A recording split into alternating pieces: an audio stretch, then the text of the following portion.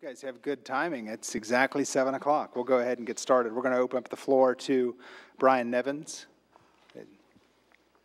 Welcome. Our Erlanger PD pastor.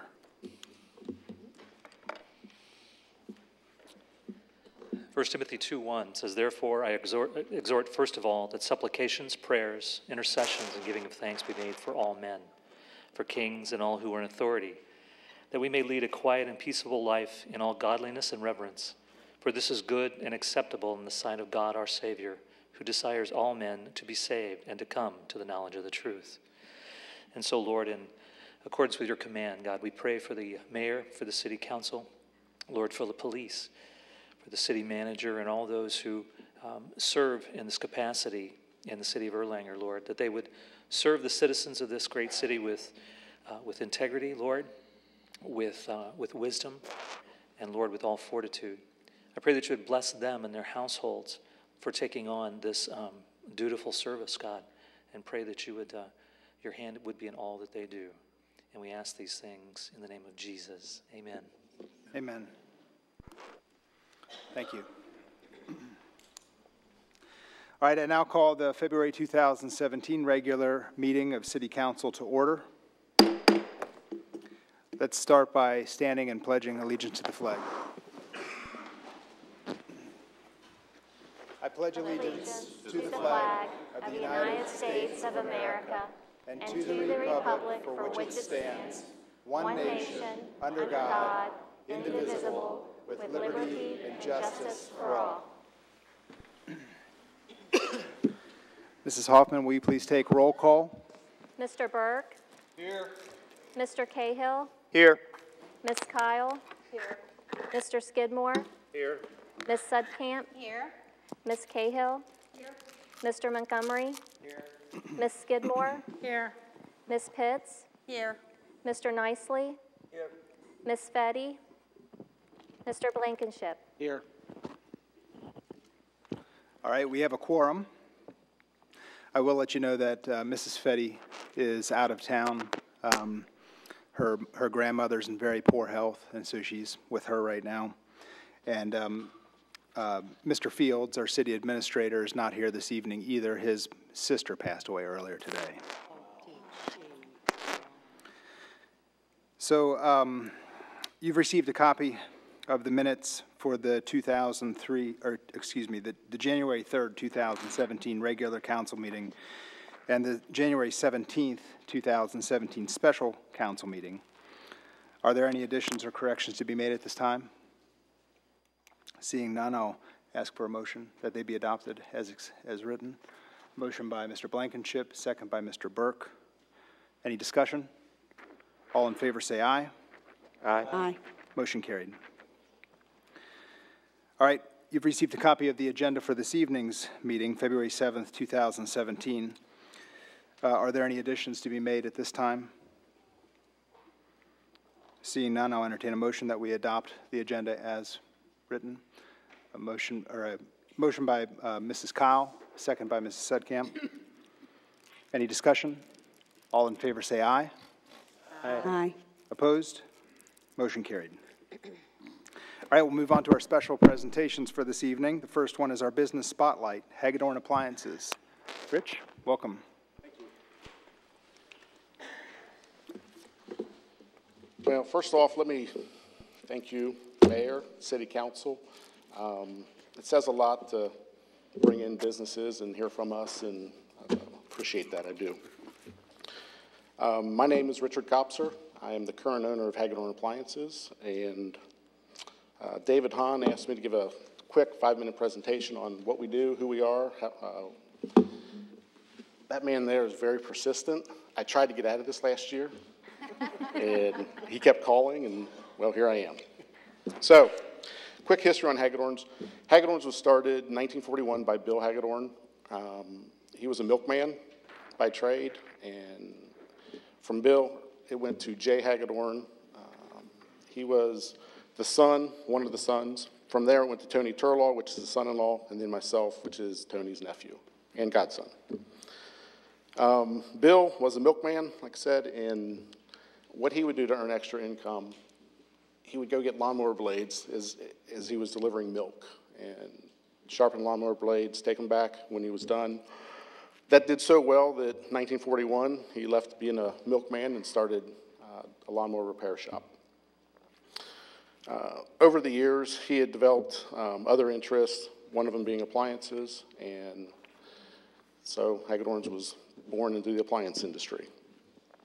Over the years, we've also sold go-karts, lawnmowers, chainsaws, appliances, TVs, recliners. It was pretty much fun. In 1978, Jay Hagedorn, which was the current owner at the time, and Tony built the new store directly behind the old store. And I don't know how many people remember, I know some of you probably do, the old store, right on Dixie Highway, no parking. So that store was torn down, that's where our current parking lot is. 1991, Tony decided to get out of the lawnmower business and focused strictly or solely on appliances and appliance service. Now, present day, currently since 1991, we've introduced premium appliances, which took over the left side of the showroom. I don't know if anybody's been in the showroom, but the whole left side we used to rent out. That became a premium appliance section. From there, last year, 2 years ago, we brought in outdoor cooking products, the outdoor cooking kitchens, that stuff. It was really taken off. If we introduced the green egg last year, I believe, and green eggs, if you've ever cooked on a green egg, this is a quick commercial. It's the best cooking outdoor. It's incredible. I'll be taking orders later. Anyway, green eggs are great. Last year, 2016, was our 75th anniversary. I think that's why he wanted me to come up and present all this last year, but busy, very busy last year. We had a record year, biggest year of the history of the company, and for the city. We had a record payroll. We exceeded over $1 million in payroll. Wow. So, thank you. I said that too. All right. Now, as far as the future looks, AHAM, which is the American Home Appliance Manufacturers, continues to show that box store sales continue to drop, shipments to box store sales. The independent dealer structure, which we are, the specialty stores, continues to rise. We keep gaining market share. The pendulum sort of swinging back to the independent, and it feels good. Locally, there are a couple box stores. I don't know how involved you guys are with box stores, but there's a couple of them that may not be here by the end of this year, and that's good for us. Good for Hagedorn's, maybe not you guys. With that in mind, we do plan on expanding. Showroom currently right now is about 4,000 or 5,000 square foot of showroom, of a total of 10,000 upstairs, 10,000 square foot of warehouse in the basement. We are maxed out on the basement or the warehouse, so that's our next issue. But the showroom, we're probably going to add another 2,000 to 3,000 square foot to the showroom upstairs, just moving offices around and possibly shipping some people out to a separate location. So all in all is good. That's great. Any questions? Great job. One comment. Oh, Service. yes, ma'am. Best ever. That's the box stores that are having issues. They don't have it. Yeah. We know that. Exactly. We know that. That's why you're thriving. We know that. Thank you, though. You're welcome. Well, we have an award of recognition here. The cake?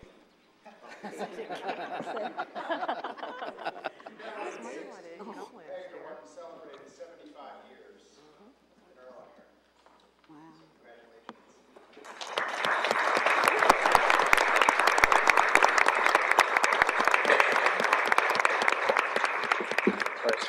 Orders are back here. Big green egg. All right, next on the agenda, we have Mike Dew, but he did contact me just prior to the meeting and said that he may be running a little bit late, more like around 7:30. So if it's okay, I'd like to put him to the end of the presentations. Okay. So then next up, we've got the DARE essays. Officer Shepard?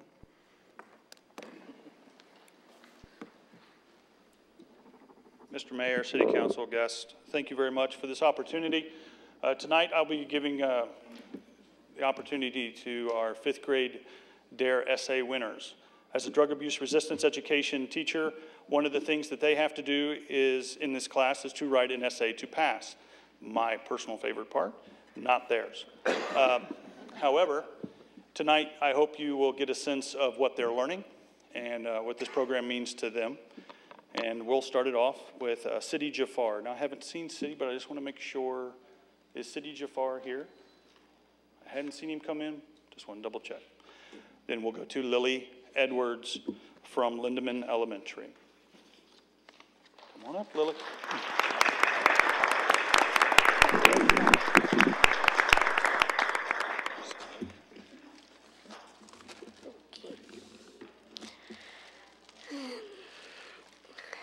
Okay, this is my dare essay, and okay, I'm gonna start. Okay. Freeze, put your hands in the air, it's time to learn about DARE. At Lindeman, we learned about DARE for 6 weeks with Officer Shepard. Keep on reading to hear some things we learned from Officer Shepard and DARE.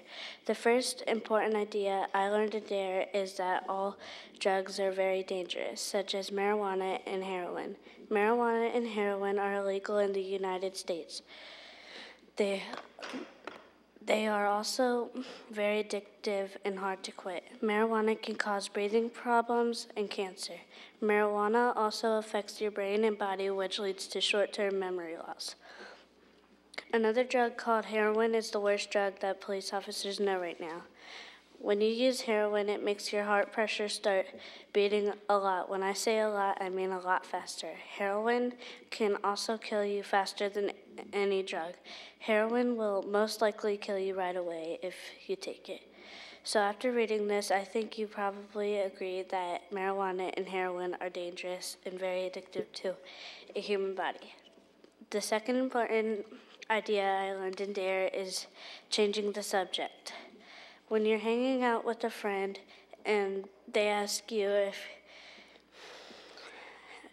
if you want to smoke a cigarette with them, say no, but if they keep asking, you change the subject to something they like to do with you.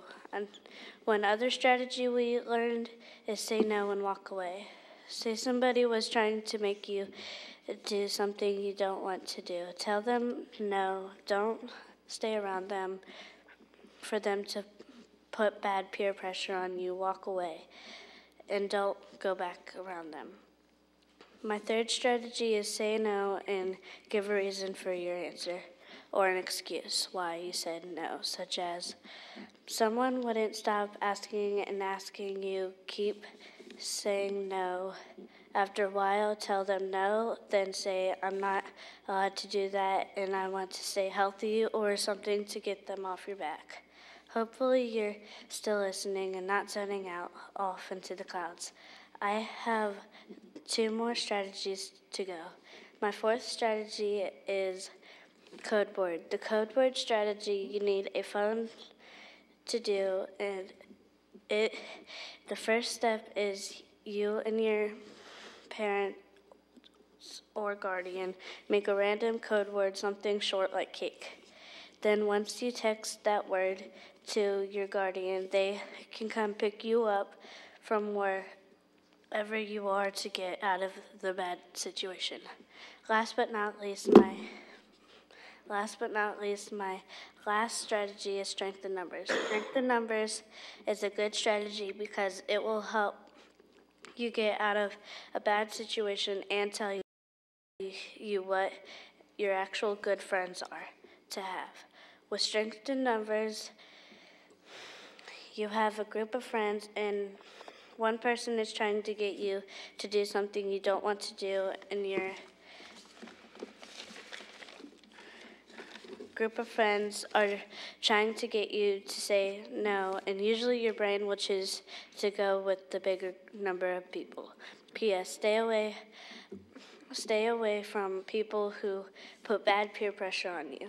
Now you have the strategies we learned to keep you safe. Resistance strategies can help me now and in the future if something happens.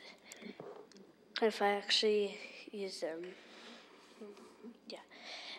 The resistance strategies can help me avoid bad habits and lead me to good education and good jobs. For example, someone is trying to make me do something bad and my friends are with me. They can tell me to say no and give a reason why. My reason would be, no, I'm not trying to go to jail or get a...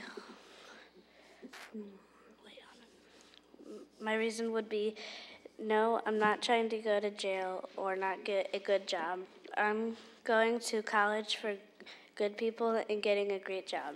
Another example is I'm at a friend's house at a sleepover, then they ask me if I want to smoke. I say no. If they keep asking, I change the subject. If that doesn't work, I would text my mom my code word, cake. Then when she receives it, she will know to come pick me up right away.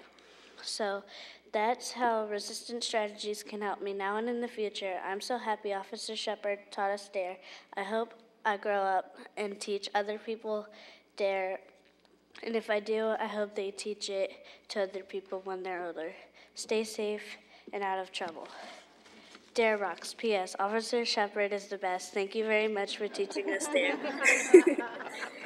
Now everyone will stay safe in the future and stay out of bad things.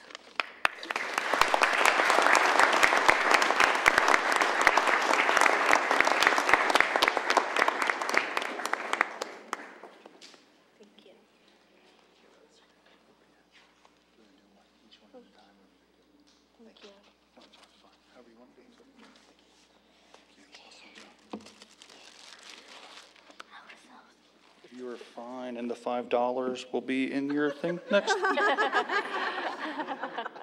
Next up from Miles Elementary is Mr. Paul Stoltz.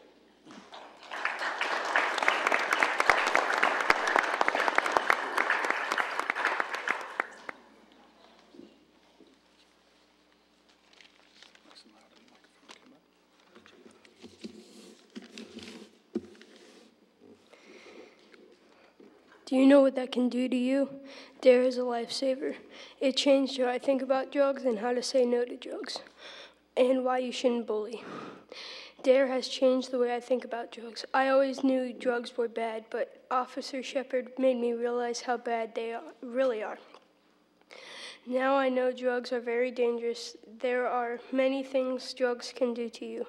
It can make you die or make you very sick. It's never going to be okay to do drugs. As in what the great Martin Luther King Jr. said, the time is always right to do what is right. This is a good reason why you shouldn't do drugs and how DARE is a lifesaver. DARE also taught me how to say no to drugs, like avoiding the situation. This is probably the best thing to do. You can also walk away. Don't talk to them and just walk away. Another good one is changing the subject. It works with good friends and family. Officer Shepard said make sure it works, which means do something they like so that they will want to do it with you. This is another reason why DARE is a lifesaver. DARE also told me not to bully and how to stop it. You shouldn't bully because it leaves the person out. It makes the victim sad, and you don't want that. Martin Luther also said life's most persistent and urgent question is, what are you doing for others? Bullying starts even at the age of 3. DARE has saved my life. Now, in the future, I know how to say no to drugs and how I think of drugs. Also, how to stop bullying. Someone in my family smoked, and now they're no longer with me. But this could help so many people learn how bad drugs are. Let's stop drugs.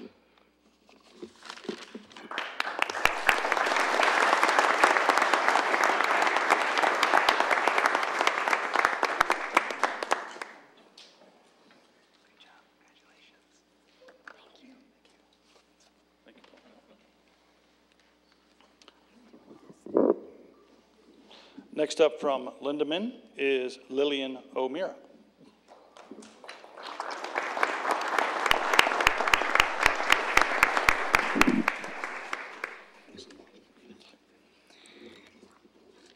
We learned DARE at the beginning of the year, and I've already applied my skills. DARE is about drug and violence resistance. DARE stands for Drug Abuse Resistance Education. It helps us understand what to do and what not to do in a drug or bullying situation. We learn about what drugs are and how to avoid them. We also learn about bullying and how to help the victim in that situation. In DARE, we learned how to resist bullying and to help people with their bullying problems. Bullying is an action that people do out of anger and is unwanted. This behavior can be hurtful and very mean to other people's feelings, so be kind. Bullying is hurtful, and there are 4 types of it: physical, verbal, social, and cyberbullying. To stop bullying, we need to be an includer. An includer takes the victim away from the bully without talking to the bully. A bystander is someone who is watching this bullying happen and they don't do anything. So, to end this act of hurtfulness, we need to be includers, not bystanders. In DARE, we learn about drugs and drug resistance. We learn that marijuana, heroin, tobacco, and alcohol are all drugs that are very addictive. One drug that is fairly addictive is heroin. It is also deadly. Marijuana and cigarettes are both gateway drugs. Gateway drugs are drugs that can lead to harder drugs or drugs that are more addictive or deadly. Tobacco and alcohol are the only legal drugs in the USA. Drugs are like poison to your body, so that's how DARE has taught me how to avoid drugs. Learning about drugs in DARE will help me throughout my life because to resist drugs, I need to know about them to avoid them. That's what we learned in DARE. I can also help by identifying drugs to save others from getting addicted or hurt.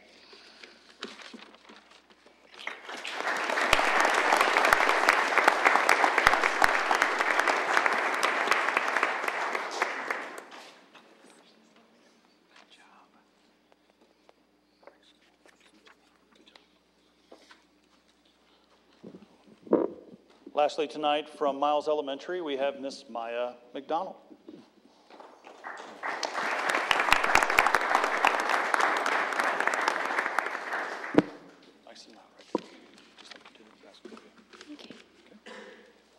What DARE taught me. Just imagine a world without drugs and bullying. Did you know that 570,000 people die a year due to drug usage? That's why they taught us DARE. The 3 things that stand out the most to me in DARE are what is a gateway drug, how to stop bullying, and how to resist drugs. What is a gateway drug? Before DARE class, I didn't know that there was such a thing as a gateway drug till after DARE class. Now I know what it is and what it means. A gateway drug is marijuana. It means it opens up new and more dangerous drugs like heroin and crystal meth. That lesson helps me in life because I know never to try marijuana or any drug. Bullying. Before DARE class, I didn't think there were ways to stop bullying. But now I know a bunch of different ways to stop bullying, like safety in numbers and include the victim of the bully in your group.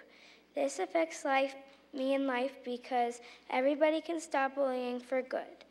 How to resist drugs. Before DARE class, I didn't think that people could resist drugs. Then I went to DARE. There are many different ways to resist, like walk away, change the subject, and give an excuse. This lesson helps me in life because I know to stay away from people or places that I know drugs are used. DARE class taught me to resist drugs, stop bullying, and what is a gateway drug. If we keep DARE going, we can stop bullying forever. People love when they know they are safe and not going to die from drugs or get emotional problems thanks to bullies. DARE can change the children, and the children can change the world.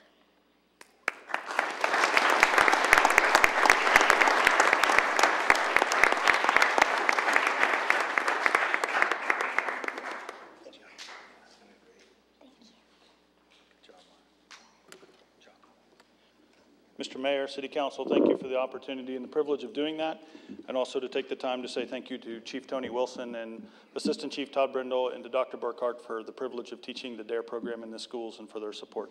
Thank you. Thank you. Thank you, Officer Shepard.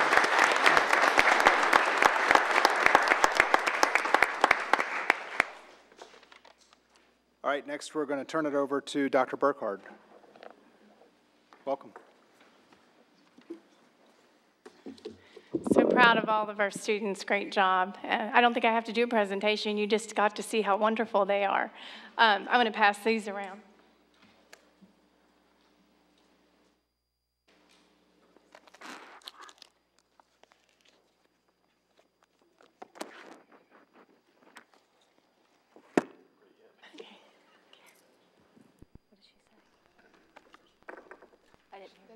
Didn't hit the button.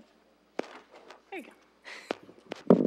So I see a lot of friendly faces in here, our students, parents, employees, and some of our teachers as well, and alumni groups. So basically I'm here just to talk about some of the things going on in the school district and also to thank you for some exciting news that we've just received, and then also to ask you to partner with us on some additional things we're doing in the schools. So first of all, thank you for the DARE program. Officer Shepard and Officer Ruby and Officer Abney are wonderful, and we're so fortunate to have them in our schools. So thank you very much for that.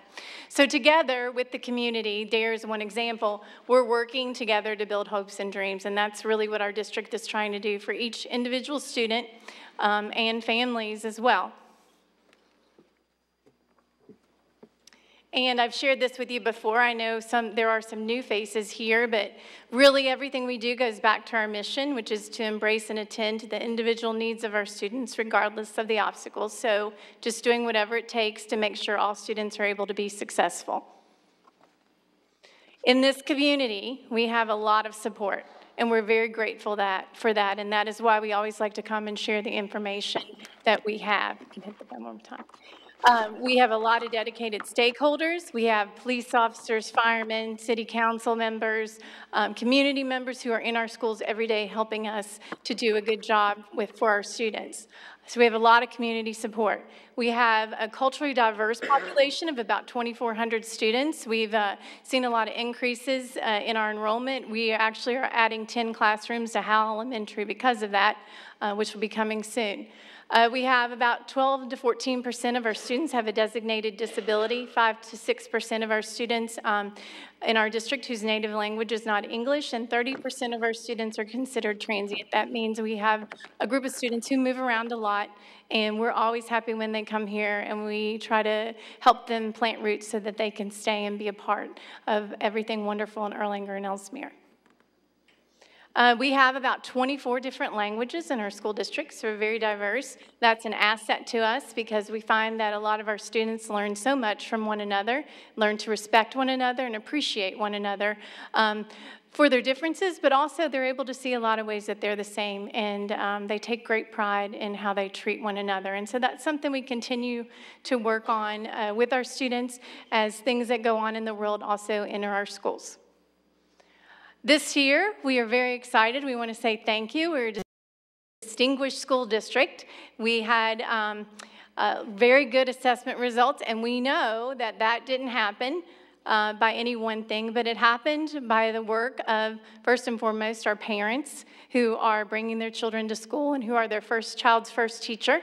Also, our students who actually are the ones who take the test, our staff members, and our community. And all those pieces working together in Erlanger Ellesmere schools helps us to be successful. And you don't know how much we appreciate that and value that. Words cannot adequately express how thankful we are to have so many people willing to help us and willing to be a part of what we do for our kids. This is an example. 2 years ago, or actually 2014, I guess that's almost 3 years ago, our Brigance data, we found that our kindergarten students who were starting kindergarten, only about 37% of them were ready for kindergarten, and only 50% of them had gone to any kind of program prior to kindergarten. So that was their first experience. So we started to look at what we could do as a community, and frankly, everyone rolled up their sleeves and said, let's work together on this. So we've been very appreciative of that. That yellow line represents all of the districts in Northern Kentucky, so you can see where students come in. So that's before they've ever been in school. So there's a big difference in where students start for a lot of different reasons. The red line is at the top is where at that time our students were scoring on third grade reading proficiency. So you can see when students enter school ready for kindergarten, they tend to stay ready. And so the goal for us as a school district and for us as a state is to have that yellow line go all the way across, 80% or more, and that could really make a big difference for our state. But what you also see is school districts where students are coming in at a lower level really have to work a lot harder and work with a lot more people to put a lot of resources in to get students up to that level. And so we're very fortunate to have a lot of partners, a lot of school districts working together, and a lot of parents helping us as well too. So these were some of the things we had going on at that time when we saw that data. We started a partnership with Children Inc., and that is growing. And so we have actually about 100 students over at Lloyd, ages 1 year old through up through preschool. That's through a community partnership. We had a community partner come in and remodel several classrooms. A lot of our staff members have students there. We also have Head Start who partnered with us as well. And then also increased our enrollment slots in our public preschool. In addition to that, you can just hit all those, there's several there.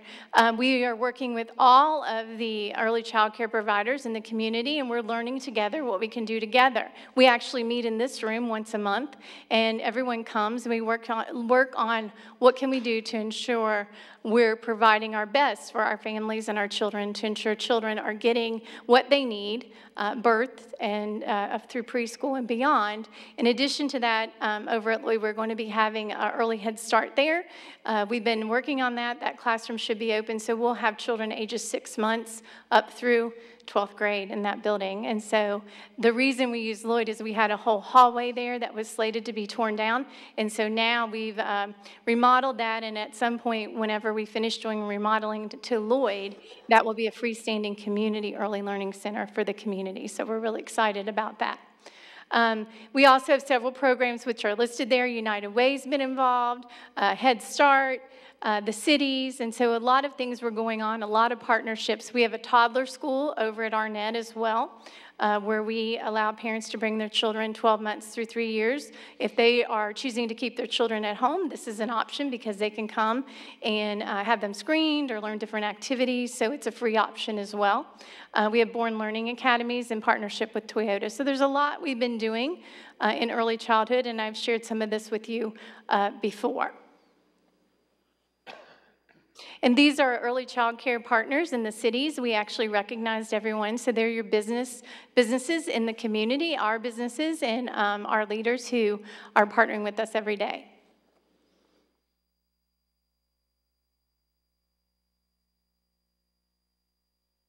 So in 2014, as I said, nearly 50% of our incoming kindergartners had not been in any program prior to coming to kindergarten. In 2015, we reduced that to 30%, and in 2016, it was down to 22.75. So that really shows you what collective impact can have. But also, we're not only saying preschool is the best option, we're also looking to provide resources for parents and respecting their wishes when they choose to keep their children at home and just making sure they have those resources as well. So thank you. This is a success.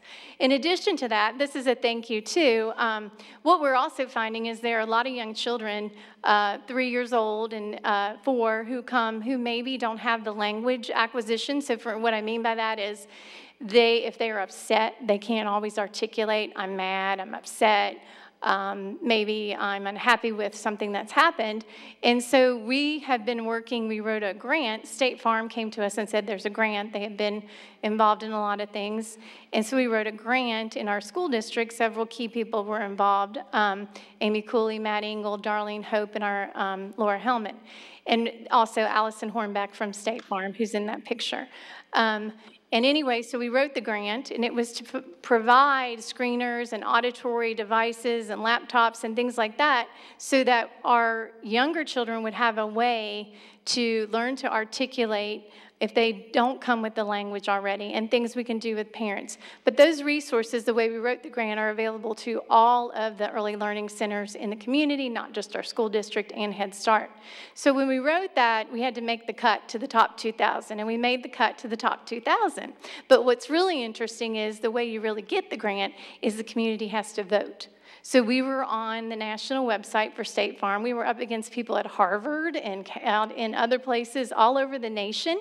And Erlanger and Ellesmere jumped up and voted enough so that we won this purely by community voting for the grant. So if any of you in the audience, and I know our teachers were involved too, I see some teachers here, voted for that grant, thank you. Because, you know, never did I know that we can do a lot, but when you're up against the whole nation, you don't think that you can always win just by vote. So everyone voting made a big difference. And so we received $25,000 from that, and we purchased those materials to help everyone in the entire community. So thank you. That's also good news. In addition to that, we're working to align, and I'm not going to read all this to you, align instruction with student and family supports. So it all starts with good instruction in the classroom, but it takes a lot more than just teaching. It takes a lot more than just testing. We're here for our kids. They're human beings, and they're people, and we respect them, and we love them, and we want to make sure that they're learning not only how to do the academic pieces of what they need to do, but how to work with others, how to get along, what it means to be safe, what it means to respect one another. All those pieces are things that we work on every day. At Lloyd and Tishner, as you know, other pieces we have in place is we have our Tishner middle school students taking high school classes, and then our high school students taking AP and dual credit. We have some students here today that are doing that. And that means that our students can graduate from high school with up to 38 hours of college credit for free. We also have Lauren here who's participating in our logistics program, who's now going out to a business and interning and co-oping. We have several students doing that through Gateway. So we're really excited about that. It's a wonderful opportunity, and very proud of our students who are a part of all of that. And we're also working with a program called Navigo. We've also really looked in our district, and we've kind of really tried to listen to what parents have to say as well, because as I said, parents are their children's first teacher. And so we do more than just a whole child approach. We're really trying to take a whole family approach. And what I mean by that is, what does it take for a child to be successful? If a family's in crisis, then often the child is in crisis too. So are we supporting our families the way we need to? Are we being responsive? Are we being responsible? And a big piece of that is listening. A lot of listening has to take place, and a lot of asking questions. And so we really work on that, and that's an area that we continue to try to improve upon and work on. But it's an area that we've seen a lot of progress in when we start to really look at not just our parents involved, but how are we as a district engaging them in ways that allow them to assist their child in building their hopes and dreams in them as well as individuals. So a part of that means looking at, for instance, I don't know if you can see this, but this is something, sometimes a student can come to school and it looks like does not pay attention in class, or it looks like doesn't care, or it looks like disruptive. But if we don't ask why, we don't know. So this is an example one of our staff members shared, because it may look like that on the outside, but when you look at what's going on in the child's mind, it's, I have no lunch money, I feel sick, hope nobody notices that I wore the same clothes to school today, I can't believe we live in a motel, will my life ever get better? My mom says we can't afford things or school supplies. So it's really about looking beyond the surface when students are not successful and figuring out what that means. And what I can tell you is 99% of the time, it has very little to do with their ability to learn, but so much to do with what's going on with them, how they're feeling, and what may be going on with their family. And they may all need some help. And if any of us who are parents know, it's not easy being a parent. It's not always, you don't have the answers all the time. And so really being able there to support each other is a big piece of this. And so I've shared this with you before, but if you look at this, you can see that in that pipeline, and this is what we call the Ready by 21 insulated education pipeline. And I show this every time in a lot of groups because I want people to understand this is how our district works. The orange is your traditional, let's just teach the curriculum, let's make kids show up, and let's make sure they learn. But what happens, as I said, is that rarely is it because kids can't learn that they're not successful. But so much is involved with the insulation. And why I show this to you tonight is because you're part of the insulation. You are the reason, a big part of the reason, why our students are successful. And all of our students, no matter who they are or where they come from, are individuals who sometimes, growing up, we all experience things in our lives that may have caused us difficulty. And so being able to be there to support our students is a big piece of why we feel we see the success.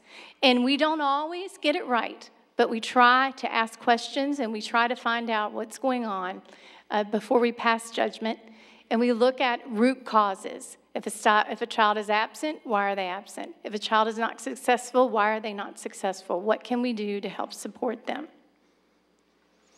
These are several, I know you can't read this, but these are lists of all of the grants that we have received in our school district to support after-school programs, evidence-based counseling, and other types of things that we have going on in our school district. So there are several large federal grants that we have applied for and received. There's a drug-free community grant, which some of the council members here are part of that, and that's all for all of Kenton County. Our district is the fiscal agent. We have a fitness and nutrition grant, which is the PEP grant, and a 21st Century grant at all of our elementary schools and Tishner Middle School, which allows us to provide after-school programs for parents on a sliding scale, and in some cases for free, based on the need. And this allows parents to then work and to be able to do the things they may not always be able to do if they didn't have someone to watch their children. During that time, there are very strategic things that go on. It's a continuation of the school day, but also enrichment. Here are several of our other community partners. You can see there are probably more than that. I know you can't read it, but there's several. Other well-being services that we provide in our school district, we have 2 health clinics on campus. We have a dental clinic. All of our students are receiving breakfast and lunch and dinner at school. They're able to receive that at no cost as a part of a grant program that we have with the State Department.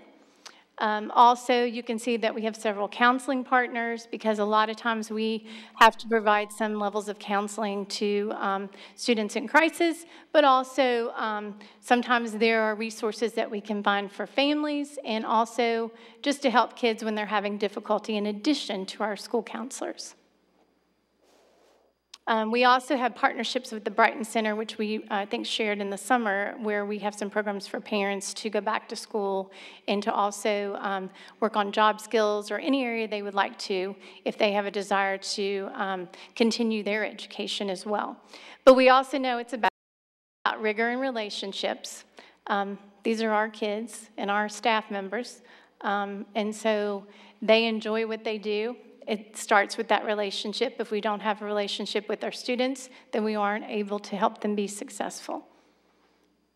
And then back to that, always looking at where do we insulate the pipeline. We had worked K through 12, but we started to see we're working with internships with career, but what we weren't focused on a couple of years ago was that early childhood piece. And now that we're focused on that, that pipeline continues to grow and continues to be supported.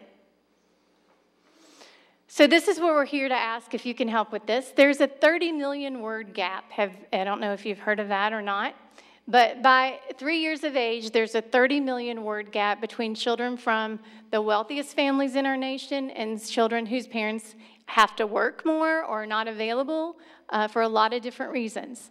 A recent study showed that the vocabulary gap is evident in toddlers. By 18 months, children in different socioeconomic groups display dramatic differences in their vocabularies, and by 2 years, the disparity in vocabulary development has grown significantly. So what can we do about that? First of all, it's a lot of what we're doing in early childhood, just remembering to tell people, It's important to read to your child. It's important to talk to your child. If you see people in the store and their child's yanking on them and they're on their phone, you know, a lot of some of these things that are going on have nothing to do with socioeconomic status and everything to do with the noise in our world and our phones and all the other pieces that are pulling us away from our children. So really looking at what can we do. And so we're going to be looking, if you'll go to the next slide, to do a word challenge. We have an app called Footsteps to Brilliance that's free to the entire community, which we've shared before, but we're going to be working with the libraries. We're going to be asking the city to just help us share the words of how important it is to talk to children and read to them. We're going to be sending out some specific things, like how do you do that? It sounds simple, but there are some step-by-step things that people may not think about that are just so simple, what you can do in your everyday life to help children. And so what we want to do is to have a community challenge and work with everyone to be able to have a goal that we reach together for our children. And it can make a difference. Now, these are children that we don't yet have in our schools, but it can set the trajectory for them far beyond where they could be if they're not read to, they're not talked with in certain ways. So this is what we're asking the community to help us with. It doesn't cost anything. It's just help us share the word. And when we print out the materials, if you'll help pass it out. We're excited about the opportunity to be able to do this, and we'll be working with other school districts on this as well. So there's more to come on that. And so back to us, you know, it all goes back to our mission. So if we find in our district that something's a barrier or something's an obstacle, but it happens well before kindergarten, that doesn't mean we ignore it because they're not yet in kindergarten. That means we say, okay, well, what can we do about it? And so that's what we're trying to do. And the goal of that is, again, to build hopes and dreams, because hope is not a dream, but a way of making dreams become a reality. And that's what we're trying to do together. And we thank all of you in this room who've been a part of that, and the city council for being a part of that, and the mayor, our police and our fire department, and all of the city administrators, because you all are at the table with us. And whenever we ask, you're there to help us, and we really appreciate that. So thank you. Thank you, Dr. Burkhardt.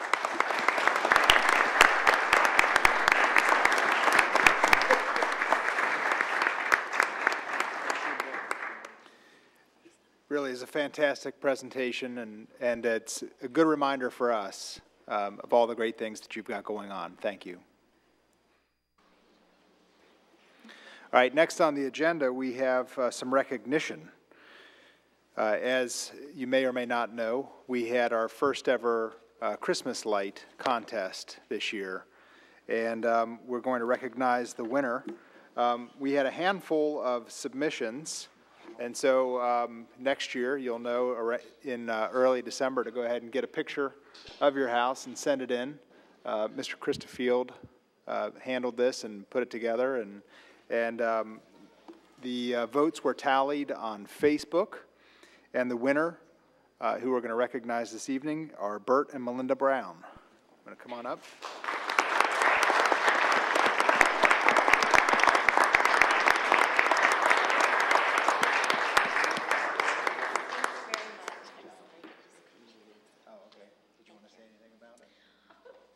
Thank you very much. I'm sorry my husband couldn't be here. He is a coach for the Lloyd basketball girls, and they're playing St. Henry. And he said, anybody but St. Henry, I would have been there. But it's really my husband. He starts in October and shops QVC in July because it's Christmas in July. The biggest compliment we got were kids, and they say, boy, does Santa live there? So thank you very much for the recognition. Thank you, Melinda.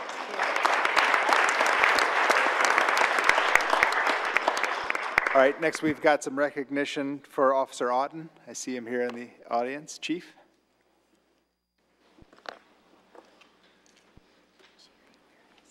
Thank you, Mayor, Council. Tonight, I get to give a very special award to one of our officers. As you mentioned, it's Officer Justin Otten.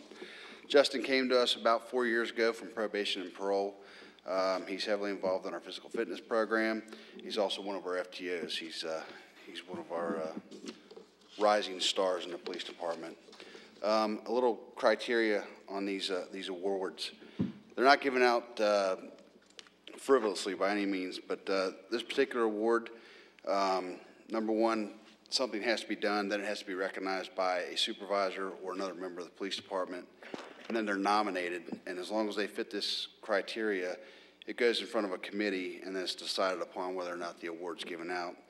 The award we're speaking of tonight is the Life Saving Award, and it is awarded to an employee for the act of saving and or prolonging the life of another through prompt and alert action of the employee. So on this particular night, it was August 13th, 2016. Dispatch received a call from 911 at the Outback Steakhouse in Crescent Springs.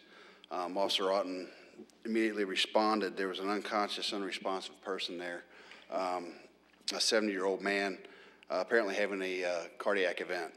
Officer Otten and another unknown person, turned out to be a nurse, we still don't know who that nurse is, immediately began CPR, and according to the paramedics, it gave that gentleman enough time for them to arrive on scene and provide advanced life support, which enabled him to live. According to those paramedics, it was an invaluable time that the family was able to spend with that person after that in the hospital. I'm not sure what his status is today, but the family was very gracious. If it weren't for the actions from Officer Otten and this other person who we don't know, that gentleman would have never made it to the hospital. So it is my distinct honor and pleasure to honor Justin with the Life Saving Award from the Erlanger Police Department.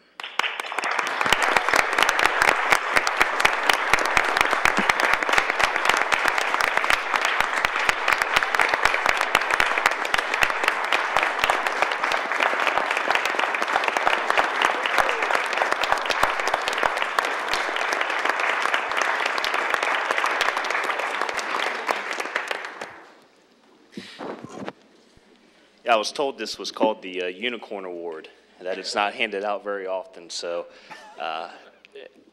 needless to say, I'm very humbled and I'm very appreciative for this award. This is such a great community to work for. City council, you know, my supervisors, the guys that I work for, the community. You know, again, this is a very special moment, once in a lifetime award. So I do appreciate it. And thank you.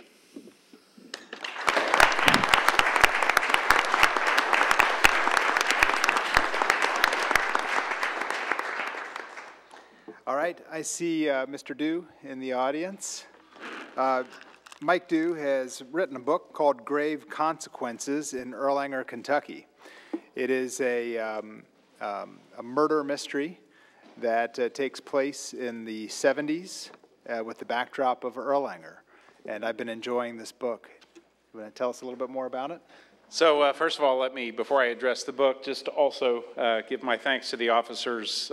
You know, any one of us may have our lives saved by them tomorrow. So they all get an award as far as I'm concerned. But yes, my book, that's why I'm here to peddle my book and see if anybody would be interested in reading it. I should also say, I don't want to steal your thunder in case you wanted to say anything, but your distinguished mayor here has purchased 12 copies from me for tonight. So that number, is that significant in any way?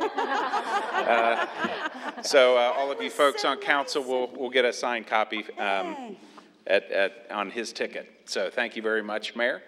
But I just wanted to say that I'm a child of Erlanger, grown up over there on Timberlake Avenue, and always had a real nice feel for growing up in this town. I think I could characterize my childhood as idyllic. And many of the people in my generation, growing up in the 70s, early 80s, everybody kind of agrees. And it felt like the right time now that I've gone over the hill, over the age of 50, to take a look back. And I revisit a lot of the landmarks that used to be here that aren't here anymore. So Dempsey's Pizza, the Roundup, you know, places like that. They're all feature prominently in the storyline. And it's pretty much a feel-good book, although not really so much for the murder victim. But it is definitely, I think, it's a good walk down memory lane. And I've had several people say, wow, after this election, this was just a crazy 2016, and it's really nice to just sort of get a little saltine cracker assuage away all that bitterness and take a little trip down memory lane. So that's that. So that's part of the reason I'm here, but I'd also like to just sort of put out a request for anybody who would like to help contribute to my follow-up. I'm about 12 chapters into another book set in 81, and it's tentatively called A Corpse on the Court at St. Henry's Gym. And and here's what I'm doing. I'm putting out the call to any fine citizens who grew up in that time frame to send me an email if you have any funny memories, any funny characters from that time frame. And I do my best to try to make the setting as true as possible. So the locations are real. Even in this case, some of the people in the story will be real, although usually I try to fictionalize everybody. But if you have any memories of any stores that were around in the day or people that you knew who were prominent. I grew up next door to George Smith. I don't know if anybody here still remembers Smitty, chief of the fire department. Yeah, so he was my next door neighbor, and I loved him like a dad. So if anybody has a character like him that they remember from back in the day, drop me a line. I'll give you my email address here. Do you guys have a scribe taking all this down? But it's going to be really difficult to memorize this one. My name is Mike Due, D-U-E. So my email address is mike@mikedue.com. That one's tough to remember. That's right. That's right. So that's why we get domain names for easy memorability. So send me something. I would love to be able to just write back to you and say, yep, you're going to be on page 263. So I want there to be little seeds of things that, obviously, if it's something that sticks out in your memory, it may as well for others who might read the book as well. It's the current book is on Amazon. Just search for my name or search for Grave Consequences. I do have a few extra copies I will be hanging out. I don't know how you want to do the handoff, but I'm guessing you don't want to interrupt your meeting. So I will just sign the copies per your email and just leave them out at the front desk for the council members. Wonderful. And we'll settle up later. But thank you. Appreciate the time, the 5 minutes to get into the agenda. Appreciate it. Thank you.